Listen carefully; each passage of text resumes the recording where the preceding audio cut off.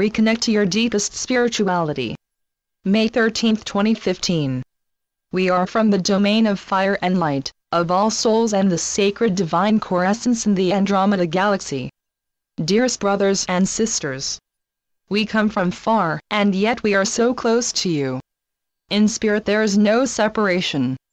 All that is primordial light exists as a united field of consciousness, not diminished or endangered by lower frequencies that seek to destroy light. But primordial light is indestructible, and it is the illusion of the low-minded to believe that light can ever be destroyed. It itself cannot, but you can choose whether to turn to divine light and let it govern your life, or to unite your attention with lower frequencies that bring with them the illusion of separation and suffering. Yes, suffering is an illusion from the point of view of divine light, because it does not exist within it. And we wish to make it clear to you that light is fundamental reality. It seems to be absent if you decide to dissociate from it. If you shut down and choose to look into darkness, in that darkness a different world arises, the world of suffering and limitation and all the associated emotions that are not love. When you are suffering, there is naturally no light. Yet please understand that light still exists as the eternal underlying condition of your world and your experiences in your world. Self-radiant primordial light cannot be destroyed because it cannot be divided, it cannot be diminished. It is your true transcendental spirituality. There are subtle forms appearing in the light, but which are always lower realities that take on form. They manifest as the higher realms that appear as colorful, beautiful worlds, swinging and moving and delightful. They are changing all the time, following the currents of limited consciousness and higher will. But they are not eternal and not truth. They are forms of mind. They are not your true spirituality. They are dreams you can dream to experience these worlds if you feel attracted to them. But they are not truth, and they are definitely not your own spiritual truth. But many of you tend to identify with them by presuming to be a limited consciousness, even in the subtle worlds.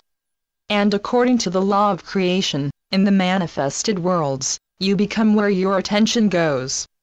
This is how you start to believe in your limitation. It happens in all worlds, the higher and the lower worlds. As much as the subtle mind can take on subtle forms and worlds, also the gross and low-vibrating mind can take on the forms of lower worlds in which separation and suffering seem to be real. But they are in truth creations that are not necessary. And neither the subtle worlds are. They are just created for the sake of experiences. But these are entirely up to the play and liking of their creators. You all are creators too. Look at your world and you recognize your beliefs that created it. Yet you are free to transform them. As a consequence, your world changes with the transformation. This is not new to you, but you nevertheless live without truly integrating it. This is so because of your identification with a limited existence. As long as you presume to be a limited being, you naturally experience the opposites inherent in the conditional worlds, high or low. If you understand this, you wake up from your illusionary dream and open your mind in order to transcend it. With this we say that your mind is the key. You can only transcend the mind if you understand that it is itself the limitation to which you have submitted yourself. Your true spirituality and native root condition is prior and beyond mind. To connect with it, to disregard your mind, to enter the vast stillness of conscious light, is the solution to all the problems in your world, including your own. As long as you play in the field of creation merely, being captured in the midst of it, appearing to be part of it, your dilemma persists.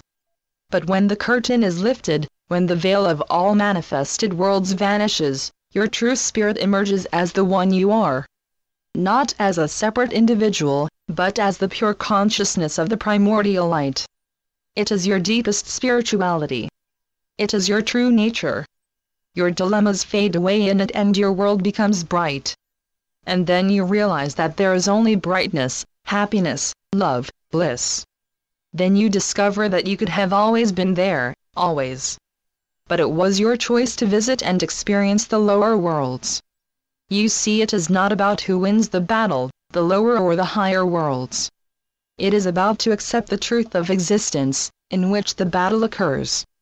It is you yourself who instigates the battle again and again, because you assumed a limited form.